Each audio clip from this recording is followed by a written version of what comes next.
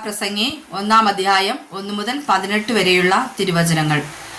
യെരുശലേമിലെ രാജാവായി ദാവീദിന്റെ മകനായ സഭാപ്രസംഗിയുടെ വചനങ്ങൾ. ഹാ മായ എന്ന് സഭാപ്രസംഗി പറയുന്നു. ഹാ മായ സകലവും മായയത്രേ. സൂര്യനു കീഴിൽ പ്രയത്നിക്കുന്ന സകല പ്രയത്നത്താലും മനുഷ്യന് എന്തു ലാഭം? ഒരു തലമുറ പോകുന്നു, മറ്റൊരു തലമുറ വരുന്നു. ഭൂമിയോ എന്നേക്കും നിൽക്കുന്നു.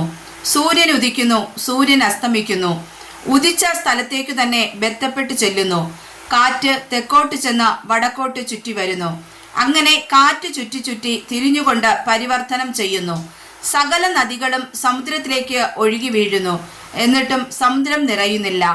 നദികൾ ഒഴുകി വീഴുന്ന ഇടത്തേക്ക് പിന്നെയും പിന്നെയും ചെല്ലുന്നു.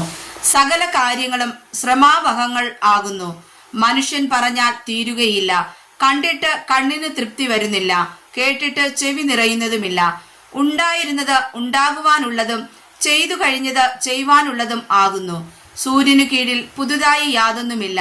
ഇത് പുതിയത് എന്ന് പറയത്തക്ക വണ്ണം വല്ലതുമുണ്ടോ? നമുക്ക് മുമ്പേ പണ്ടത്തെ കാലത്തു തന്നെ അതുണ്ടായിരുന്നു. പുരാതന ജനത്തെക്കുറിച്ച് ഓർമ്മയില്ലല്ലോ. വരുവാനുള്ളവരെ കുറിച്ച് പിന്നത്തേതിൽ വരുവാനുള്ളവർക്കും ഓർമ്മ ഉണ്ടാകയില്ല.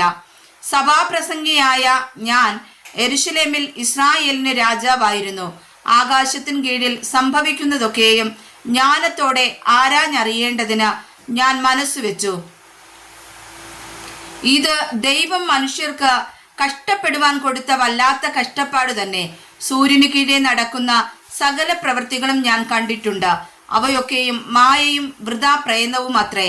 വളവുള്ളത് നേരെയാക്കുവാൻ വകിയ, കുറവുള്ളത് എണ്ണിത്തികപ്പാനും വകിയ. ഞാൻ മനസ്സിൽ ആലോചിച്ചു പറഞ്ഞത്, യെരുശലേമിൽ എനിക്ക് മുമ്പുണ്ടായിരുന്ന എല്ലാവരെക്കാളും അധികം ജ്ഞാനം ഞാൻ സമ്പാദിച്ചിരിക്കുന്നു. എൻ്റെ ഹൃദയം ജ്ഞാനവും അറിവും ധാരാളം പ്രാപിച്ചിരിക്കുന്നു. ജ്ഞാനം ഗ്രഹിപ്പാനും ഭ്രാന്തും ഭോഷത്വവും അറിവാനും ഞാൻ മനസ്സുവെച്ചു. ഇതും വൃഥാ പ്രയത്നമെന്ന് കണ്ടു. ജ്ഞാനബാഹുല്യത്തിൽ വ്യസനബാഹുല്യമുണ്ട്. അറിവ് വർദ്ധിപ്പിക്കുന്നവൻ ദുഃഖവും വർദ്ധിപ്പിക്കുന്നു. വായിച്ചതായ തിരുവചനങ്ങളാൽ പരിശുദ്ധ കർത്താവ് നമ്മേവരെയും അനുഗ്രഹിക്കുമാറാകട്ടെ. ആമേൻ.